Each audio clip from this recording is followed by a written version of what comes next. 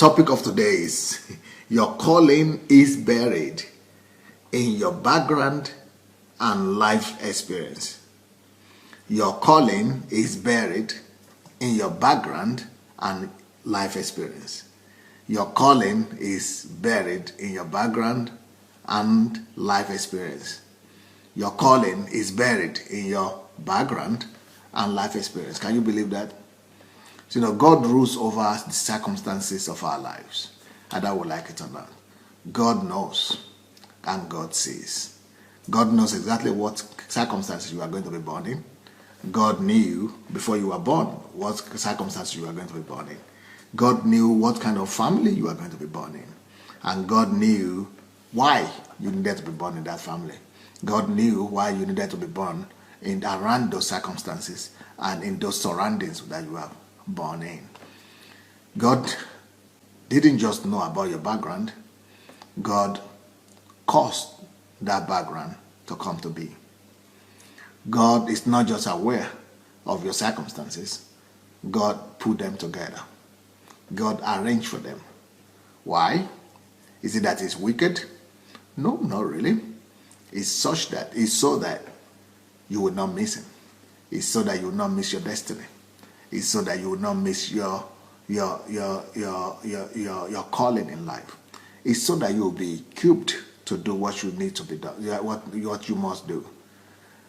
Anybody that is having problem with their breast area, maybe it's also some lump on growth, put your hand on yourself. God is healing you. Well, God knows about your circumstances. He knows about your situation. And he put those things together to help formulate and provoke in you the discovery of the nature, the potential, the resources, the talent, the abilities, and the uniqueness he had buried in you before you were born. Resistance is inevitable for progress. For a child that must walk, there must be resistance. There must be challenges. If a child is not being pushed, it's not being challenged, it's not being given something to resist, some form of resistance, that child's muscles will never develop. That child's muscles will never grow enough to become strong to support him to walk. Well, the same thing with us. God put your circumstances together. God put your background together. God sent you to that background. You think it's some of us are afraid of our background. Some of us are afraid of our background. Some of us are afraid, are ashamed of the circumstances of our birth. Some of us don't like to revisit our background. Well, I don't think it's the wisest of option. I don't think it's the wisest of decision. Even if you don't want to expose or tell people the circumstances of your birth or your background, it will do you well, at least for you by yourself, in the quietness and the secrecy of your heart, to keep on visiting those backgrounds time and time again. It will do well for you to keep on bringing back to your own memory the circumstances of your birth. It will do well to you. Oh, there is somebody that is either watching me right now, or you are praying for someone who was just involved in an accident. A bad accident. Either it's a car accident or it's a kind of accident that made the person to fall and it broke some bones. I think he broke the shoulder bone, the shoulder bone. So there is a situation that I'm seeing right now. Somebody was involved in some kind of accident and he's broken some bones. And God wants to minister to that person. God wants to heal that person right now. So if you are the person believing God for that person, receive the healing for them. And or if you are the one lying down somewhere and listening to me right now with that particular problem, God is going to heal you at a speed that is going to be unbelievable. So receive your strength, receive your healing in Jesus' name. Anyway, so there is a reason for your circumstances. There is a reason for your circumstances. And there is a reason for your background. It is not because it is your background that puts your vision in you. It is not because it is the circumstances of your birth that put your destiny in you or your calling in you. No. What they do is that they provoke. You need some certain circumstances to provoke the discovery of what is already put in you. It's just like saying you have an orange. Let's say you have an orange. And you say, how do I extract juice from this orange? There are different circumstances. There is only one or a few means by which you could extract juice from that orange. But most of those conditions to get that juice from the orange will have to do with pressure. You need some kind of pressure. But then if you put that orange in a cup,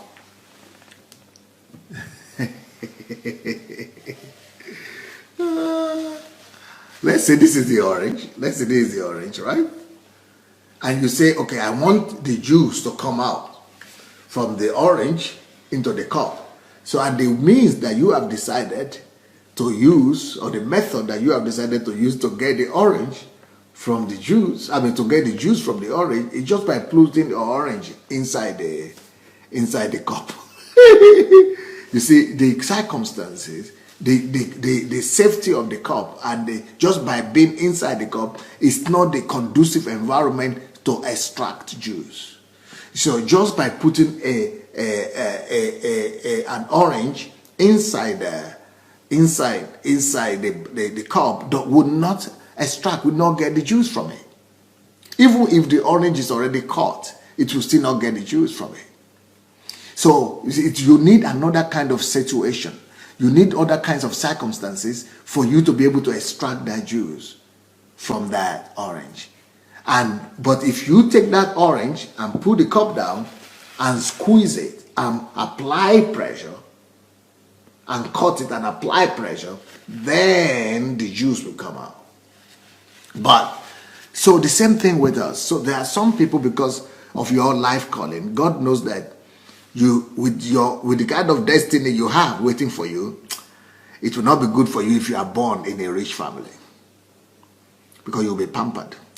God knows that rich family, it will be like putting that orange in the cup without applying pressure on it, and without the necessary pressure, all the inbuilt resources, all the inbuilt capacity that needs to come out and be discovered in you will never come out. You need some amount of pressure.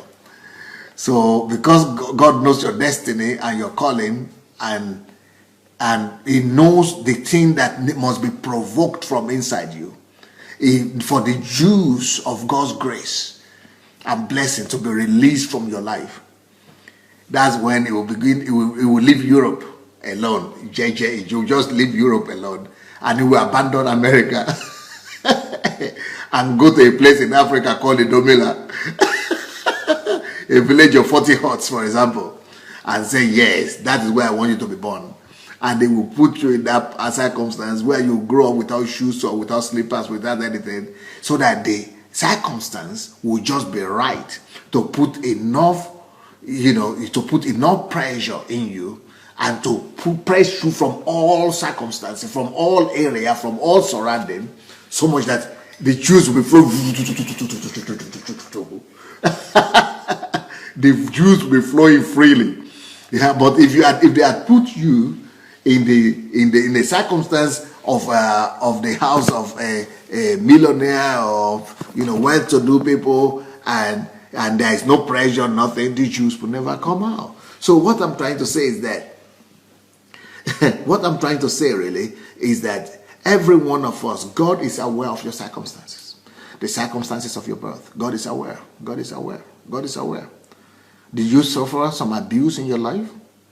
Your life experiences, have they been tough? Don't tell me God is not aware. God is aware. God is aware. Have you seen sorrow? Have you seen pain? Well, God is aware. Because there is something that God is preparing you for.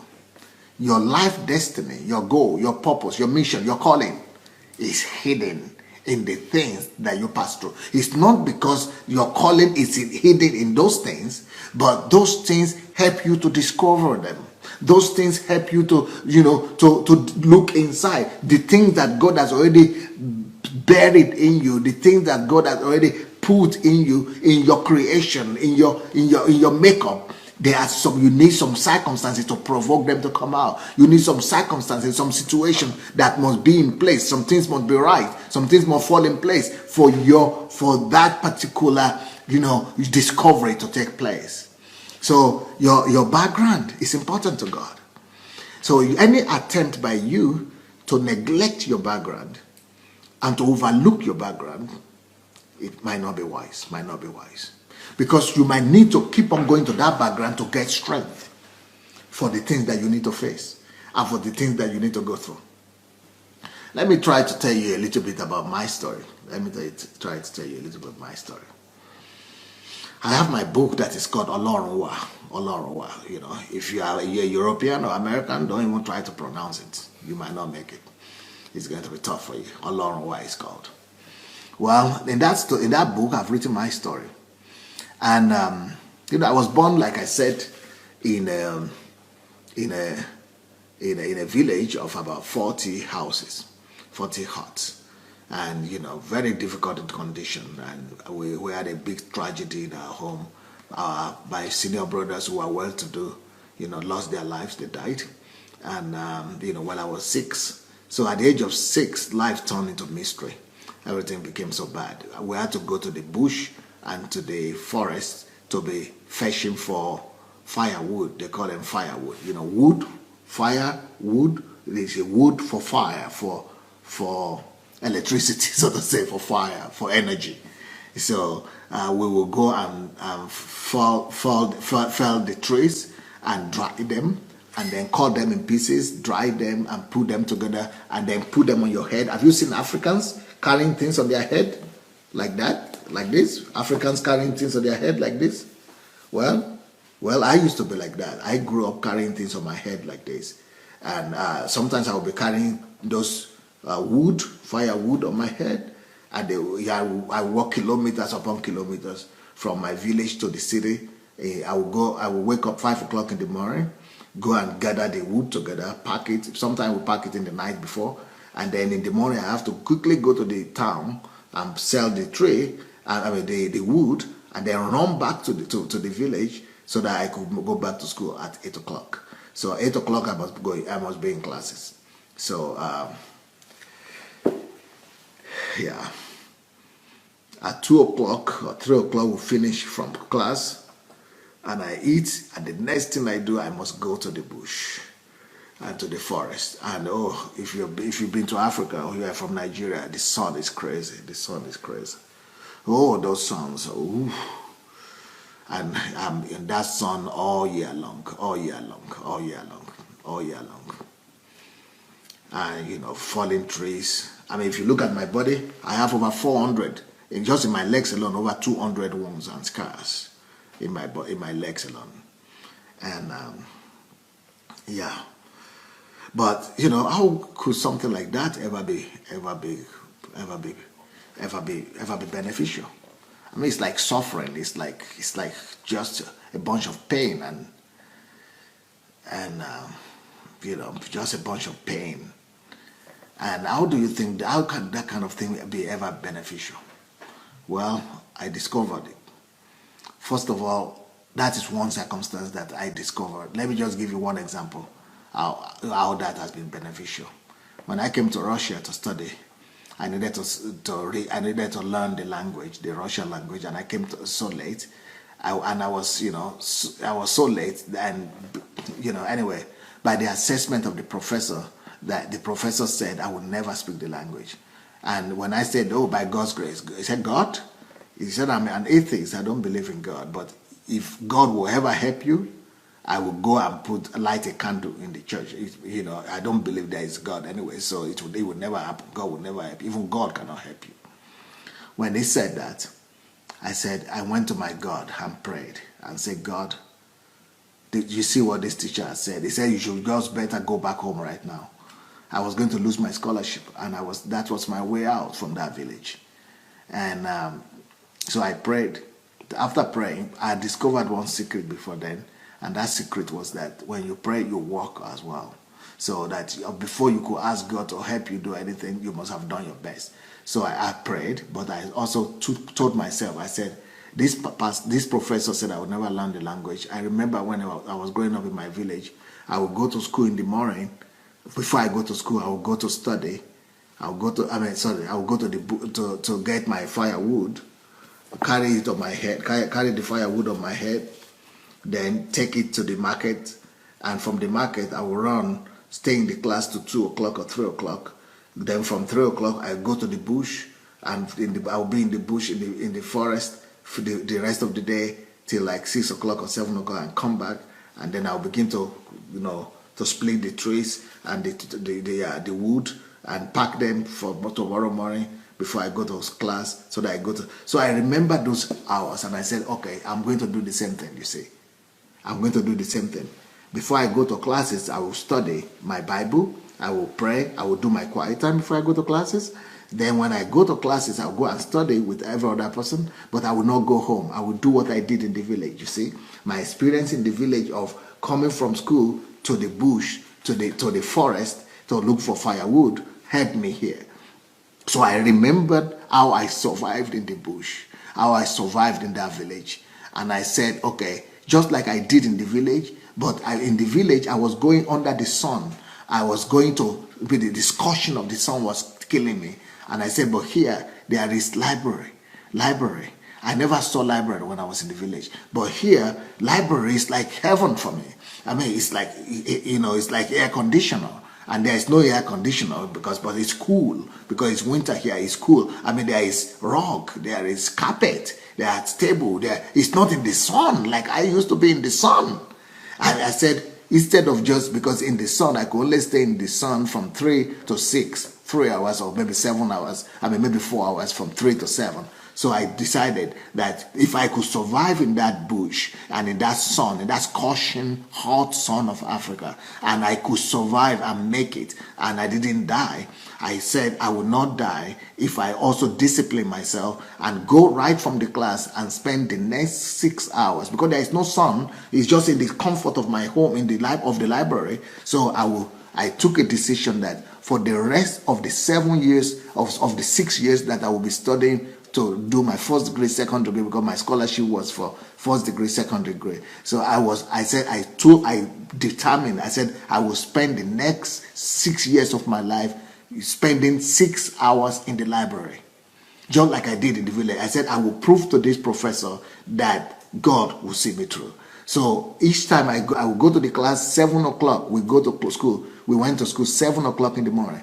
I did my quiet time before then. I will go to school at 7 o'clock. I finish classes at 7:30, so 2:30. I go to the canteen to eat for 30 minutes. Then from there, at 3 o'clock, I'm already in the library. I spent from 3 o'clock to 9:30 or 9 o'clock in the evening, 3 o'clock in the afternoon to 9 o'clock in the evening, every single day from Monday to Friday for the next 6 years of my life, of my university years. And you know what happened? Because I remembered how I suffered in the bush, going from classes to the bush. Now I could go from classes to the library. But instead of, if I was staying in the bush where it was scorching hot and I could only stay 3-4 hours, but here I could stay there for 6 hours. So for the next 6 years of my life, I spent 6 hours in the library studying. I was studying so much that by the end of the year, I was one of the best students of that professor.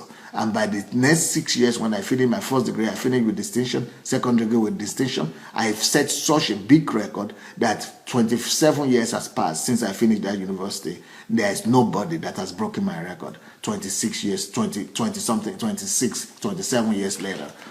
Why? Why? Because, my experience, my life experience had prepared me to become what I became. Now, let me tell you another story how that helped me.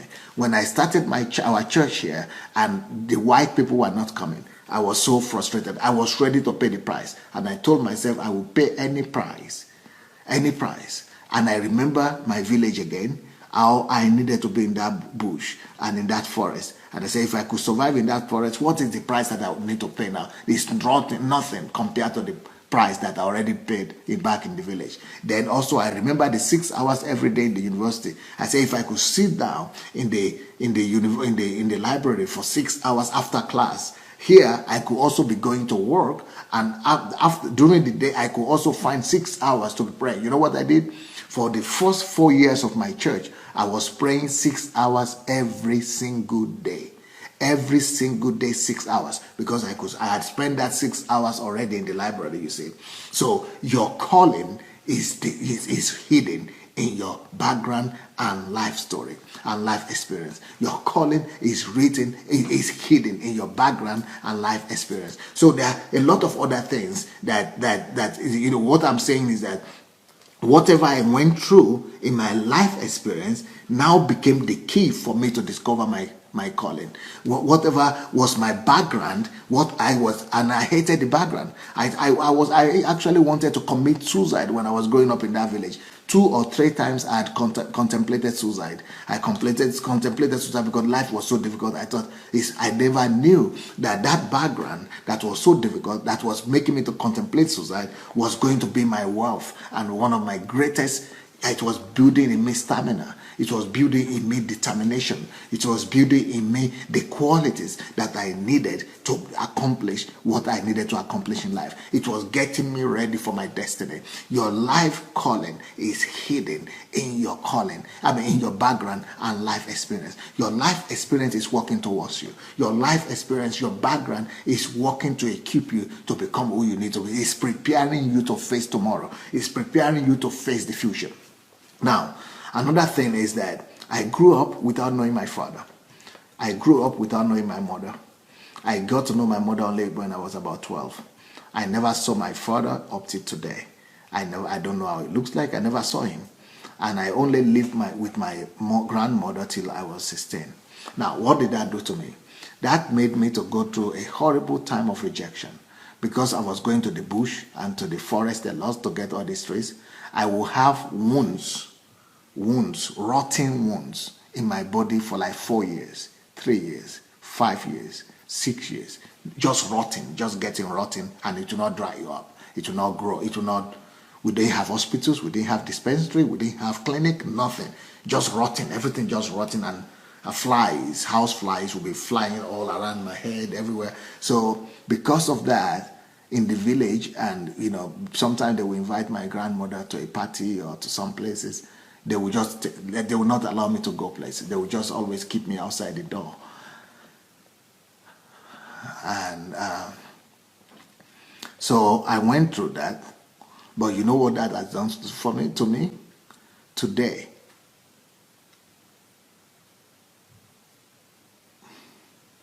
I can never, let me try to gather my thought together. Well, thanks to that experience, today, anybody who knows me will tell you this. I cannot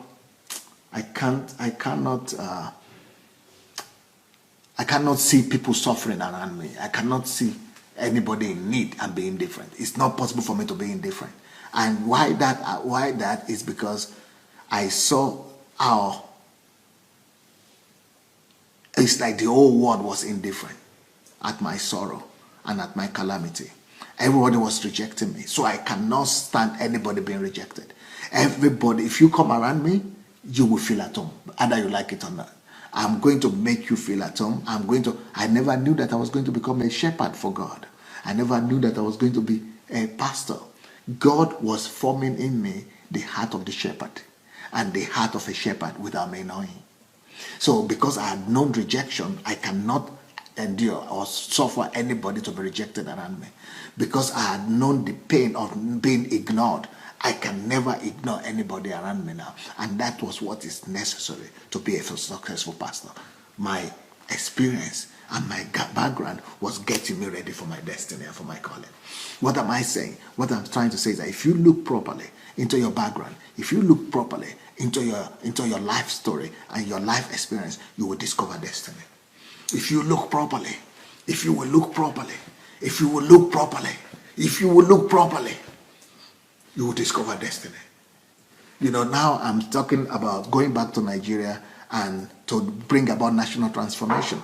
I want to bring about, I want to build a clinic in every local government in Nigeria.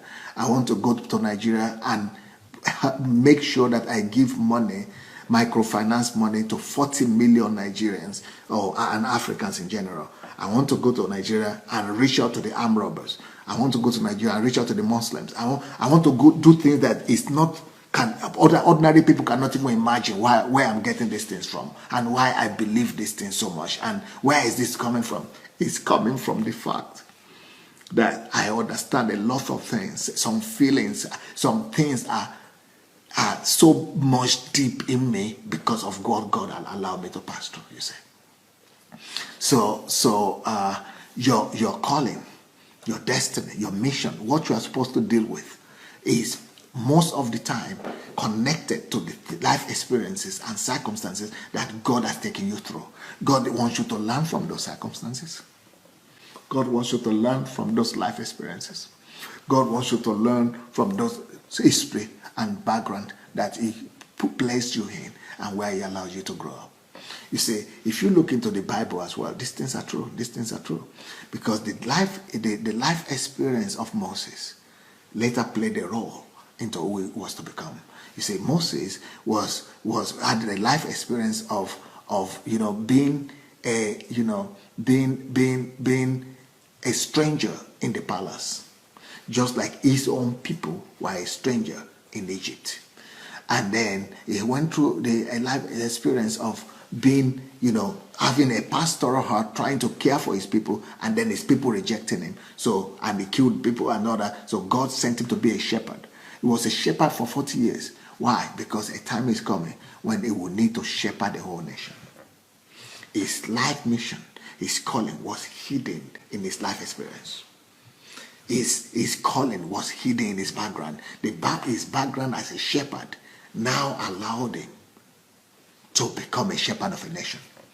If you look into the life history of David, he was also a shepherd. Because he was able to shepherd the sheep, God could trust him to shepherd the land and a nation. So because he was going to, he was going to confront the Goliath, God took him through a life experience and background where he needed to first of all confront the bear and the lion. So because he was able to be prepared through his life experience by confronting the bear and the lion, he was also now able to confront not just Goliath and Saul and all kind of attacks and military things that he had to go through.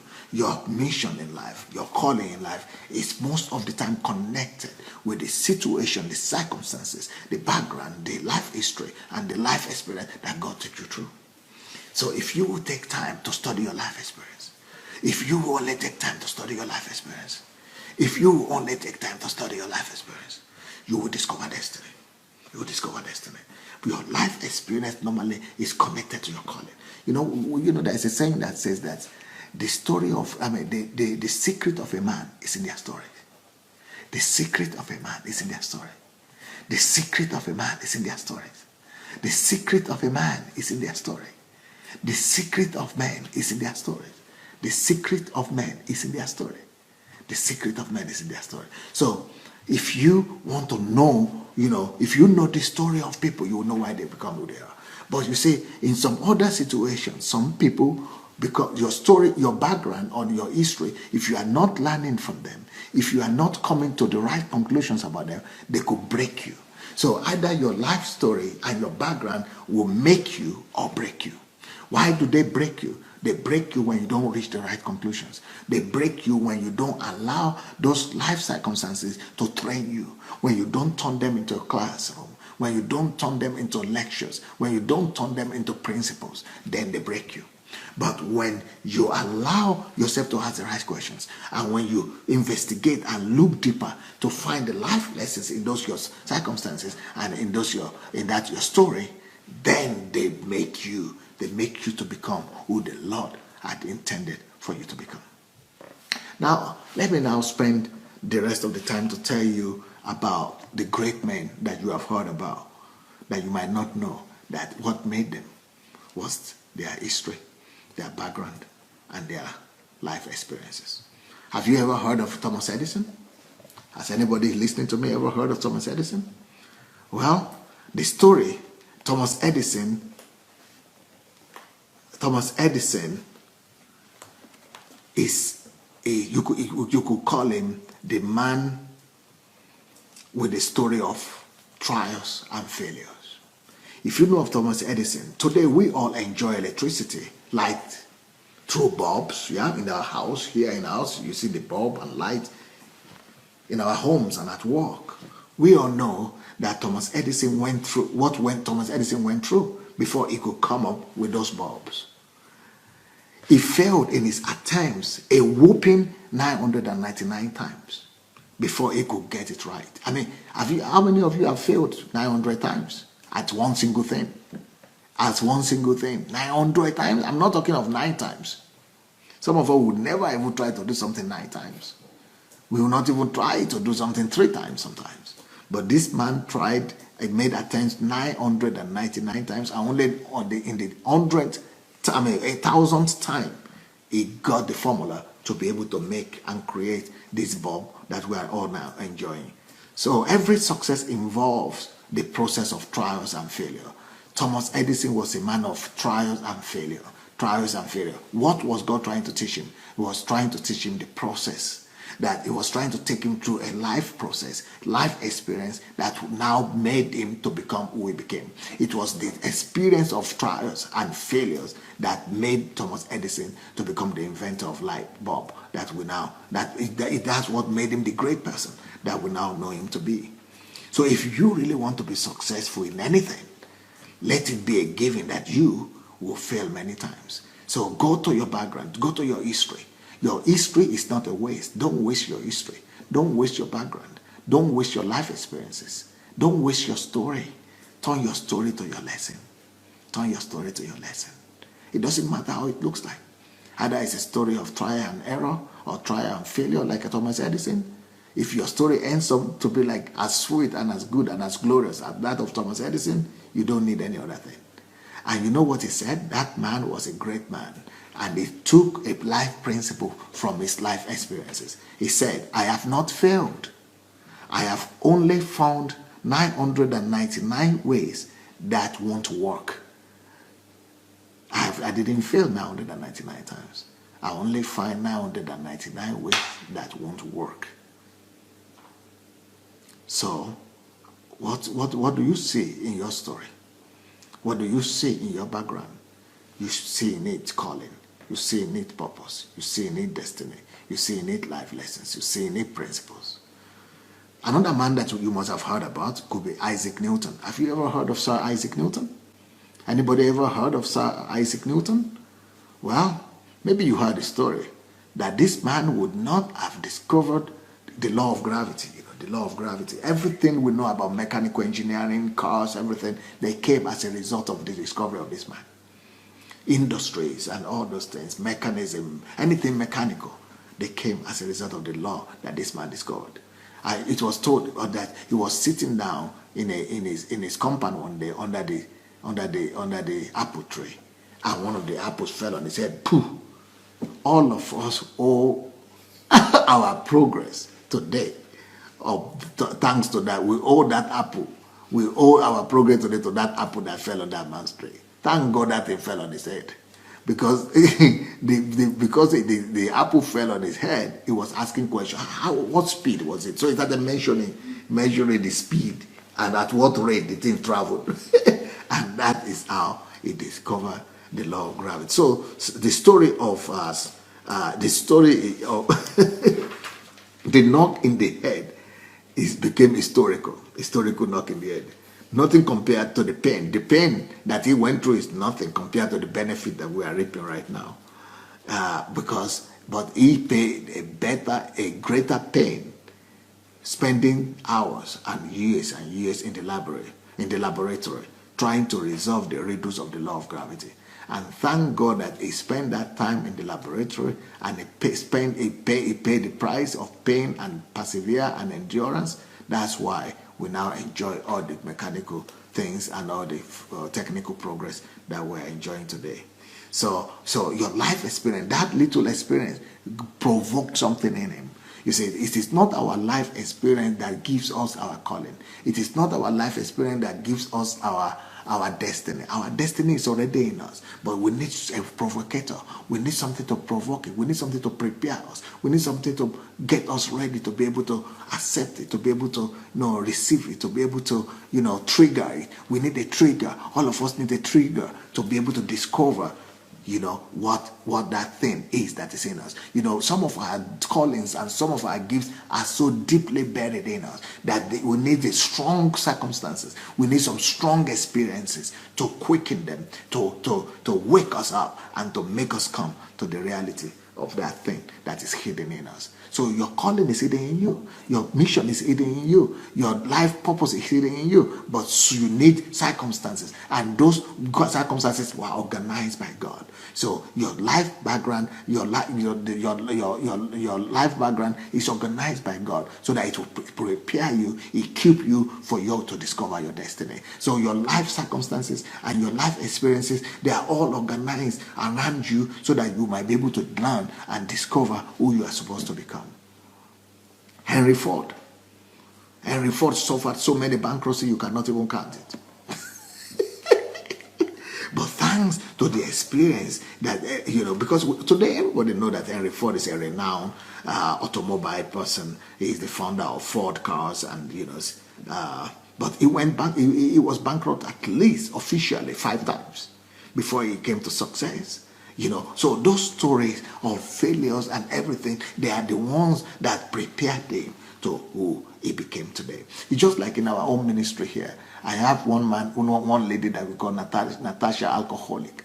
Well, because of the background she had in alcoholism, she began to have compassion for those kind of people, for the addicts, alcoholic addicts, drug addicts, and now it has become the platform upon which she built our own ministry. So whatever God had allowed you to go through, like I said, because I never had a father and a mother, now I have compassion for everybody because I was neglected. It made me to go through pain of neglect. Now I cannot neglect anybody else. And because I went through so much poverty, now I don't want anybody to experience poverty or need or lack anymore. So some of the things that God allowed you to go through, they will come to play a role in what God wants you to become. Maybe you're having a problem with your child, with your son, or with your daughter, and you think that is a tragedy. This is so bad.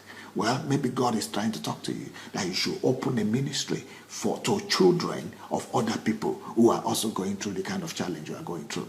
Maybe you are going through a problem of lack of paper, immigration, everything. Well, maybe it's a lesson for you to be able to minister to people maybe who are still back in Nigeria or who are already here to be able to do something. Why don't you look into your history and into your circumstances, into your trouble, and bring a lesson out of it? Why don't you look into your sorrow, into your problem, into your tragedy, into your circumstances, and turn it into a class, into a secret, into a platform, into a propelling wisdom that will propel you into something greater? Why are you only crying? Why are you see, your circumstances and your life situations, they will either break you or make you. If you are only crying and praying to God, oh God, help me, instead of you to be praying for deliverance and blessing all the time, why don't you pray that God should help you to convert that situation, that circumstances that you have gone through, to convert it into a platform through which you will be a blessing to the world, through which you will be propelled to a new height, through which you will become an answer to other people? Why don't you turn that your experience into a calling? Why don't you turn that your tragedy into a discovery? Why don't you turn that your pain into a platform? Why don't you turn everything, all the things that you are going through, all the sorrow, all those your tears, why don't you turn them into your benefit? Why don't you cause them and turn them around to be the source of your pulpit from which you now minister to other people? Why don't you turn all your bad experiences, your losses, why don't you turn them to the stage through which now you are able to give other people help and deliverance and help and become a savior for other people? That is what Henry Ford did. His 5 times bankruptcy made him who he is, who he has become today. So what did he say? He says, failure is simply an opportunity to begin again and again, this time more intelligently. Why don't you just learn something new, something profitable, something benefiting, benefiting, something profitable to the world, to the people around you, and to your age and generation in general, through all the circumstances and conditions and stories and background that God has taken you through. Have you ever heard of Morita? Have you ever heard of Morita? Does any one of you know who Morita is? Morita is a Japanese man. Do you know who he is? No, you don't know Morita, but you know his work, and maybe you have benefited from his product. Morita is the founder of Sony. You know Sony? Electronics, Sony? Well, let me tell you the story of Morita. Morita, Akio Morita, they call him. Akio Morita is somebody that, actually he started that. Let me tell you the story. Okay, Sony is a brand whose product is probably present in almost every household today.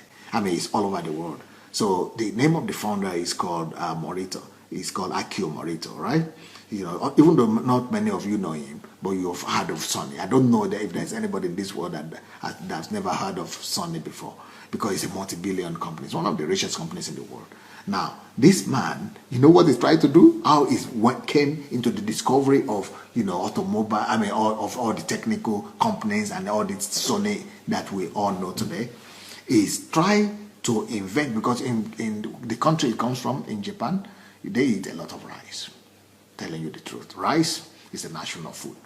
And because of rice, he tried to make life easier for his own people. You know what he wanted to do? He wanted to invent a rice cooker. That's what he set out to do. He set out to invent a rice cooker. And of course, you know the result, he failed. In his process of trying and failure and trying to invent a rice cooker, he actually, he made something, but he only sold about 100 units. It was not popular. There was a reason for that. His rice cooker never cooked too much rice because it didn't work out. So they were rather burning rice, because the rice cooker didn't work out. The technology didn't get it right, so it was burning. So because the rice will end up burning, people were not buying them. So he only sold about 100. So when Morita could not make a headway with rice cooker, he decided to look for other things he could create and he could invent. And he tried his luck in other products. Thanks for those failures. Today, Sony is not only able to produce rice cooker, the rice cooker is too small for him now. They have all kind of home utensils, industrial appliances, and all that, thanks to his failure. So what is your own experience that you could turn into invention? What is your own life history, life story that you could turn into a platform? What is the life pain or sorrow or tragedy that you have gone through that you could turn into a stage? What is it? What is your background that you could turn into a discovery? What is it that you have passed through in life? What is it that, that have surrounded your life, that either they are beneficial, they are not beneficial, either they are good or they are bad? If no matter what the experience is, either it's positive or negative, everything could be turned around. If all these people could turn their situation around, you too can turn your own situation around and make it to be a benefit to you. I mean, all of you, let me talk about the next hero that have been able to turn discover their calling and discovery and their mission in their circumstances, in their life story. It's Bill Gates. All of you know Bill Gates. I mean, I don't know anybody in the world today who doesn't know Bill Gates. Well, that guy was a dropout. He was a school dropout. He dropped out in year 2 from Harvard. And but his story didn't end up there as a school dropout.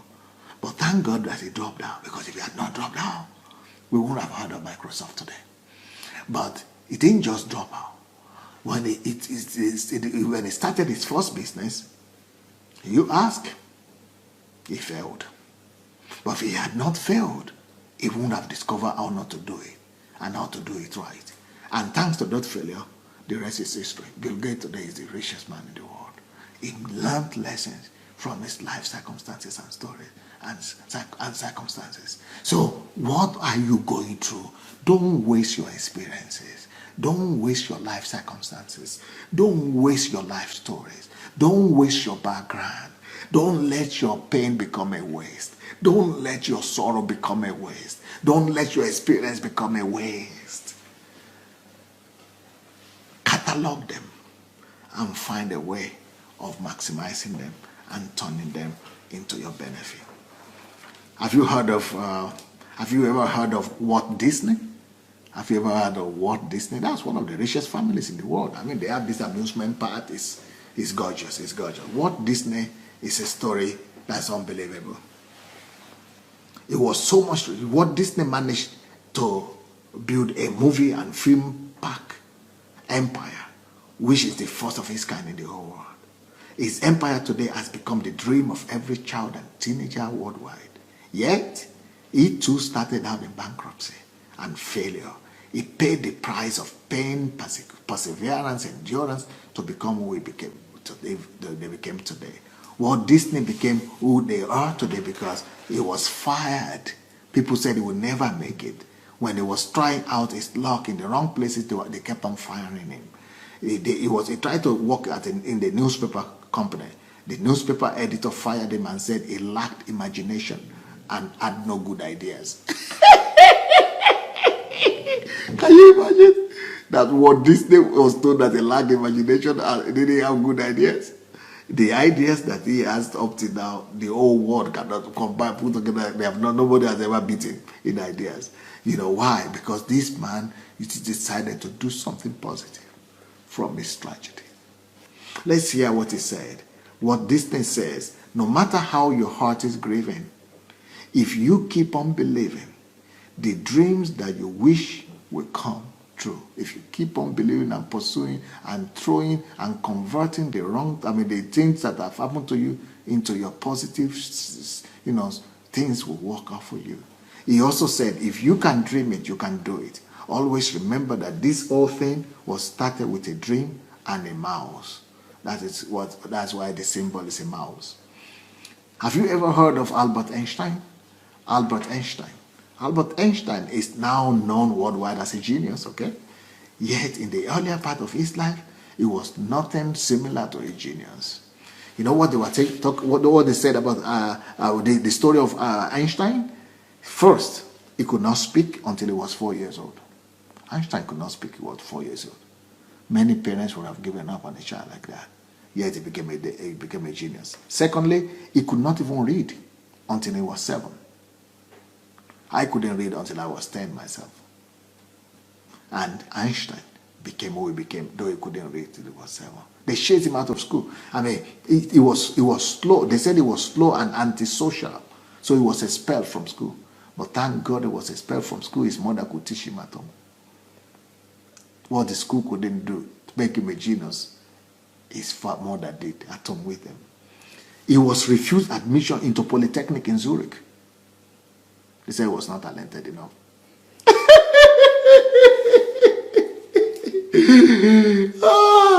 Your story, your calling, your destiny is in your stories. Your calling, your destiny, your purpose is in your story. Your calling is buried in your story, in your background, in your life experiences. The most important, the biggest tragedy that hit the life of this family of Einstein, Albert Einstein, is that they told the mother and the parents that he was mentally retarded, handicapped. That handicap became the Nobel Prize winner in physics and became one of the smartest human beings on earth. And Albert Einstein has this to say: you are never a failure until you stop trying. You never fail until you stop trying. Once you stop trying, then you admitted your own failure. But as long as you keep on trying, you will never fail. You will never fail. I can tell of many other stories. The Wright brothers. They started out by doing bicycles, and they are now the people who own our planes too. They are the ones who invented planes. They started out by bicycle with bicycle, and now they will own planes today. You know, Socrates, he had to fight against public opinion. Winston Churchill, you know, he said, if you are going through hell, keep on going. Because he said his whole life was like hell, all of hell. But he said, even while going through hell, it didn't stop. Because if you stop, you are going through hell and it's burning hot, and you stop in the middle, it will just roast you. But if you keep on going, you will come out somehow. Abraham Lincoln is the grandfather of all of them, the grandfather of failure. Abraham Lincoln had a story of failure. He has become a parable to motivational speakers in the school of failure. His history of failure is indeed remarkable. In 1831, he lost his job. 1832, he was defeated in his run for Illinois state legislature. In 1833, he failed in business. In 1834, he was elected at last into the Illinois state legislature. In 1835, his wife died, his sweetheart died. In 1836, he had nervous breakdown. In 1838, he was defeated in his run for Illinois House Speaker. In 1843, he was defeated in his nomination for the U.S. Congress. 1846, he was eventually elected to the Congress. In 1848, he lost his re-election. In 1849, he was rejected for land officer position. In 1854, he was defeated in his run for U.S. Senate. In 1856, he was defeated again for his nomination for vice president. In 1858, again defeated for his run for U.S. Senate. But in 1860, he eventually became the president of the United States of America. He got the highest reward. Why? Because he turned his life circumstances and story into his calling. So everything that you are going through, God knows about it. God is aware of whatever trouble you are going through. God is aware of your story. God is aware of your background. God put all that around you so that the best of you will come out, so that you will discover who you have been created to be. Well, that's the story today. Your calling is hidden. Your calling is buried in your background and life experiences. Your calling is buried in your background and life experiences. Your calling is buried in your background and life experiences.